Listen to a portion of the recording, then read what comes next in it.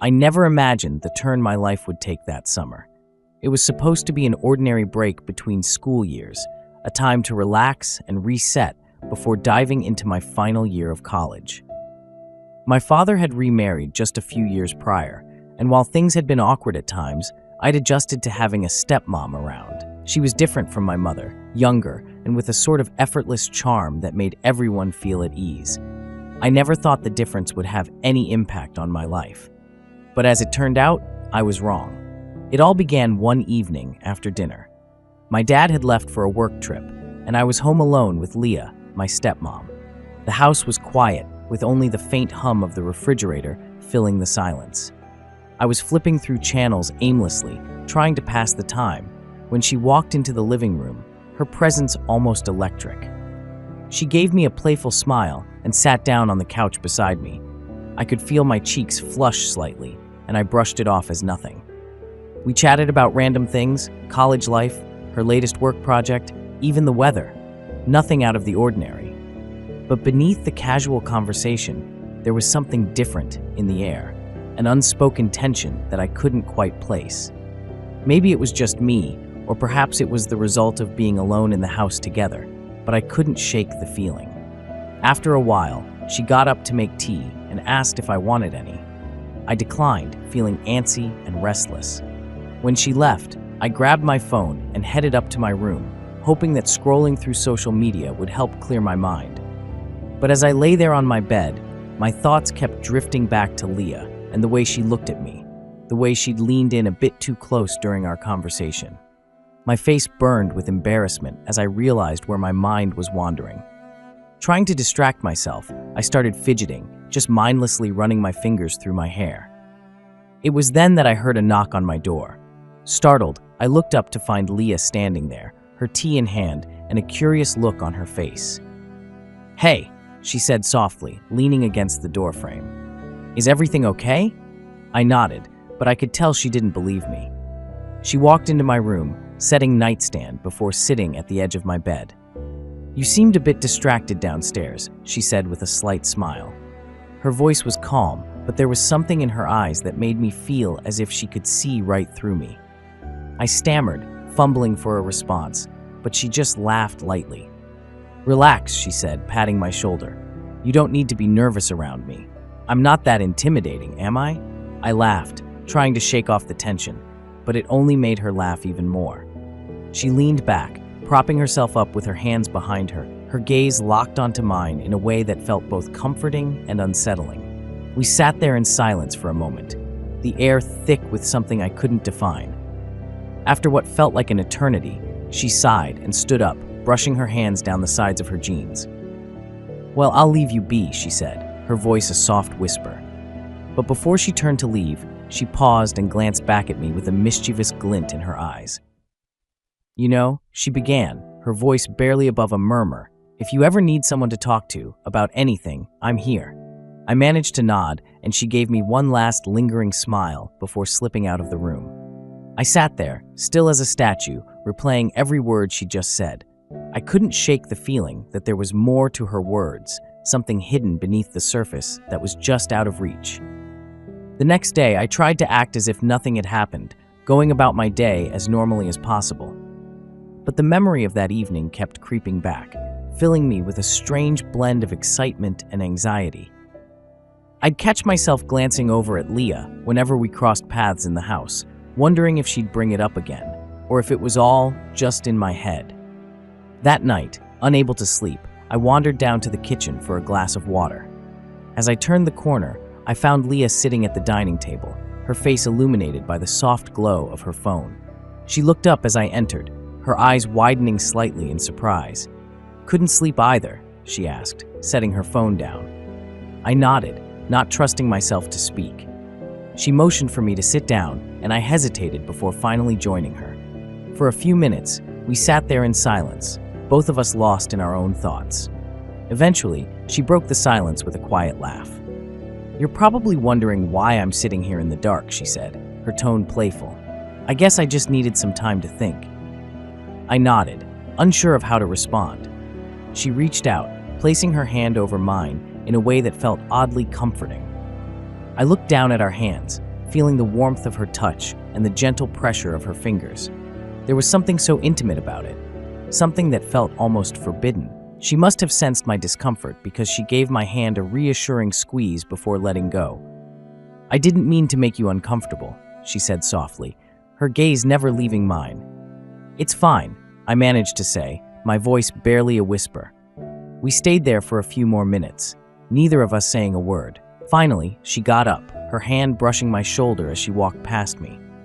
"Good night," she whispered, her voice lingering in the air even after she disappeared up the stairs. The following morning, I tried to go about things as normally as possible, but there was a strange energy between us that neither of us acknowledged outright. We moved through the house like two people walking on eggshells, our paths crossing more often than they had before. Every little interaction felt charged, like there was an unspoken conversation happening beneath each polite exchange. At one point, as I was getting a glass of water from the kitchen, Leah walked in. She didn't say anything at first, just started making herself a cup of coffee, the silence between us stretching longer and longer. I felt the urge to break it, but I couldn't think of anything to say that wouldn't sound strange. So, she finally said, stirring her coffee with a spoon and not quite looking at me, "Do you have any plans for today?" Not really," I replied, feeling my heart race at the casual question. "Just hanging out, I guess." She looked up at me then, a slight smile on her lips. "Well, if you're not too busy, maybe you could help me with a few things around the house? Your dad usually takes care of them, but, well, he's not here." The way she said it, with that same hint of mischief in her eyes, made it sound like more than just a simple request. I agreed, trying to keep my voice steady, and she smiled warmly before gesturing for me to follow her.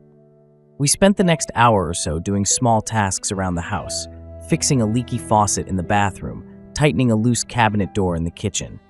It was normal, mundane work, but with every brush of her hand against mine, every sideways glance, the tension between us grew thicker.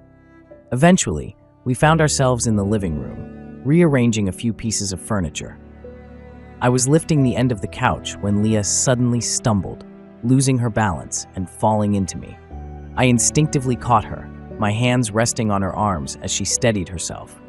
But neither of us moved away right away. We just stood there, looking at each other, my hands still on her shoulders. "Thank you," she said softly, her voice barely above a whisper. I could feel her breath on my face, the faint scent of her perfume lingering in the air between us. Time seemed to slow down, each second stretching into an eternity as we stood there, frozen in that moment. Her gaze held mine, and I could see something in her eyes that mirrored the confusion and excitement I felt. Before I even knew what I was doing, I leaned forward, just a fraction, as if drawn to her by some invisible force. At that exact moment, she pulled back, her cheeks flushed. She laughed nervously, brushing a strand of hair behind her ear. "Sorry, I don't know what came over me." I felt a pang of disappointment, but managed to smile, pretending like it was nothing. "It's fine," I said, my voice sounding more casual than I felt.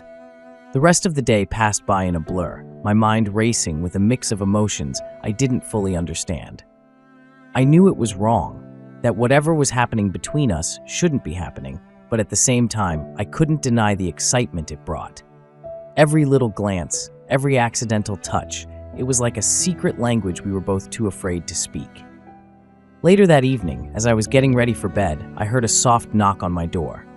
My heart leapt, and for a moment, I wondered if I should pretend to be asleep. But before I could make a decision, the door opened, and Leah stepped inside, closing it quietly behind her.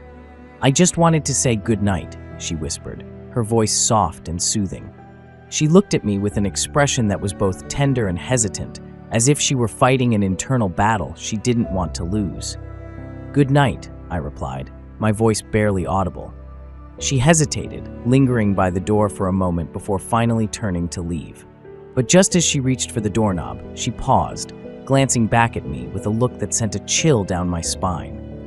"Sleep well," she murmured, a slight smile tugging at the corners of her mouth. Then, without another word, she slipped out of the room, leaving me alone with my thoughts. Over the next few days, the tension between us grew, each encounter charged with a strange blend of excitement and guilt. It was like we were dancing around an invisible line, neither of us willing to cross it, but both of us drawn to the edge. I knew I should distance myself, keep things strictly platonic, but every time I tried, something would happen to pull me back in. One evening, as we were sitting on the porch after dinner, Leah leaned over and brushed a speck of something off my shirt. It was such a simple gesture, but the way her fingers lingered on my shoulders sent a shiver down my spine. I could feel her eyes on me, her gaze heavy with something I couldn't quite place. "You're really growing up," she said softly, her voice barely above a whisper. "It's strange, watching you go from a boy to a man." I didn't know how to respond, so I just sat there, my heart pounding in my chest. She smiled, a sad, wistful look in her eyes before glancing away. For the next few minutes, we sat in silence, the only sound being the gentle rustle of the leaves in the evening breeze. I could feel the weight of her presence beside me, the warmth of her body radiating through the small space between us. And then, without thinking, I reached out, placing my hand over hers. She didn't pull away, but instead turned her hand over, intertwining her fingers with mine. We sat like that for a while, neither of us saying a word, both of us fully aware of the implications of that small, intimate gesture. Finally, she broke the silence, her voice barely more than a whisper. This can't happen," she said, her voice tinged with a mixture of regret and longing. "It's not right." I nodded, but I didn't let go of her hand. "I know," I said softly, "but I can't help how I feel." She looked at me then, her eyes filled with a sadness that tore at my heart. "You don't understand," she murmured, her voice breaking slightly. It's complicated. Your dad. I care about him." But her words trailed off, and for a moment I thought she was going to pull away. But instead, she leaned into me, resting her head on my shoulder. We sat there, the two of us, caught in a moment we both knew couldn't last, yet neither of us willing to break it. I don't know how long we sat there, lost in that shared silence, but eventually she pulled away, her expression unreadable. "We should go inside," she said quietly, her voice barely audible. I nodded, not trusting myself to speak. As we stood up, she placed a hand on my arm, her touch gentle yet firm. Promise me you'll keep this between us." I nodded, meeting her gaze with a solemn look. "I promise." She gave me a small, sad smile before turning and walking back into the house, leaving me standing there, alone in the dark. I knew then that whatever was happening between us was far from over. The unspoken bond we shared was too strong, too powerful to ignore. And as I watched her disappear into the house, I felt a strange mixture of anticipation and dread, knowing that this was only the beginning. In the days that followed, our interactions grew more frequent, each one laced with an underlying intensity that neither of us acknowledged out loud. The one small moments we shared had now become a part of our routine, small gestures, lingering glances, a brush of her hand against mine. It was as if we were moving along a path we couldn't veer from, even though we knew where it might lead. One night, as a summer storm raged outside, Leah knocked on my door again. I'd been lying in bed, listening to the rain pound against the windows, when I heard her soft knock. My heart raced as I got up, wondering if this would be the moment when things would finally tip over the edge. When I opened the door, she stood there in her robe, her hair slightly damp, her face illuminated by the hallway light. She didn't say anything at first, just looked at me with that familiar intensity. I stepped back, allowing her into the room, and she closed the door quietly behind her. "I couldn't sleep," she murmured, her voice barely audible above the sound of the storm outside. "The thunder, it's so loud." I nodded, my mouth suddenly dry. "Yeah, it's pretty intense tonight."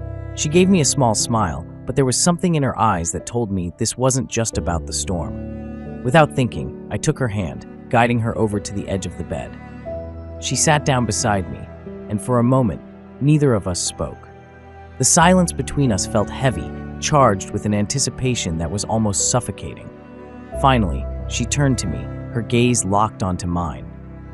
"I don't know what's happening between us," she whispered, her voice trembling slightly. "But I can't stop thinking about you." My heart hammered in my chest as her words sank in. This was the moment I'd both dreaded and longed for, the moment when everything would either fall apart or come together. "I feel the same way," I admitted, my voice barely a whisper. "I know it's wrong, But she placed a finger on my lips, silencing me. "Don't," she said softly. "Let's not talk about what's right or wrong. Not tonight." With that, she leaned in, her lips brushing against mine in a kiss that was both gentle and fierce. It was as if all the tension that had been building between us had finally erupted, spilling over into this single, forbidden moment. Time seemed to stop as we sat there, lost in each other. Her touch was both familiar and foreign, a strange mix of comfort and excitement that left me breathless. I could feel the warmth of her body against mine, the softness of her skin, the scent of her perfume lingering in the air between us. When we finally pulled away, her eyes met mine, filled with a mixture of regret and desire. "We can't keep doing this," she whispered, her voice tinged with sadness. "It's not fair to anyone." I nodded, understanding the weight of her words but unwilling to let go. "I know," I replied, my voice barely audible, "but I don't want to stop." She sighed, running a hand through her hair, clearly torn between her feelings and her sense of responsibility. This can't be real," she murmured, almost as if she were trying to convince herself. I reached out, taking her hand in mine. "It feels real to me." She looked down at our intertwined fingers, her expression softening. Maybe it's just the situation," she said quietly. "Your dad being away, us being alone here. Maybe we're just lonely." "Maybe," I agreed, though deep down, I knew it was more than that. There was something between us, something that went beyond simple loneliness or attraction. But I didn't have the words to explain it, and neither did she. We sat there in silence, the weight of our unspoken feelings hanging heavy in the air. Finally, she pulled her hand away, her expression hardening slightly. "We need to be careful," she said firmly. "We can't let this go any further." I nodded, knowing she was right, but feeling a pang of disappointment all the same. I understand. She gave me a small, sad smile before standing up, her robe brushing against my legs as she turned to leave.